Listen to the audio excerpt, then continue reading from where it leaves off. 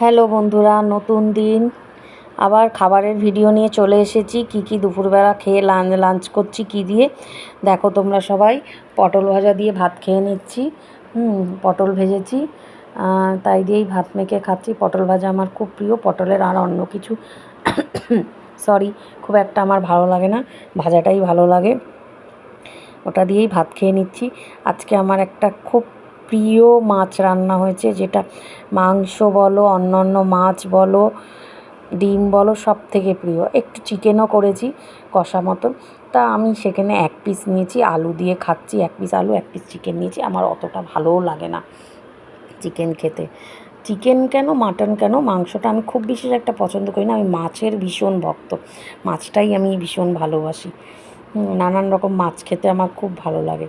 তা যাই হোক, কী করেছি ভিডিওর শেষে বলবো, কী মাছ রান্না করেছি।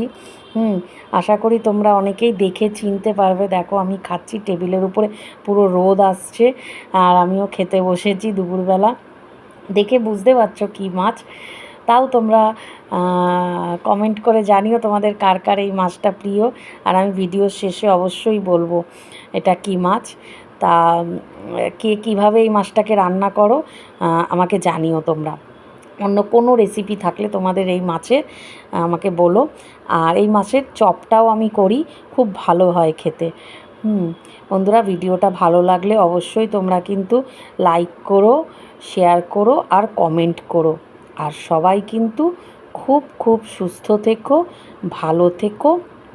ঠাকুরের কাছে এই কামনা করি আমি সব সময়। সবার জন্যে ভালো কামনাটাই আমি সব সময় করি। তোমরাও তাই করো বন্ধুরা। বন্ধু হোক, শত্রু হোক, সবার জন্যে ভালো কামনা করো অবশ্যই।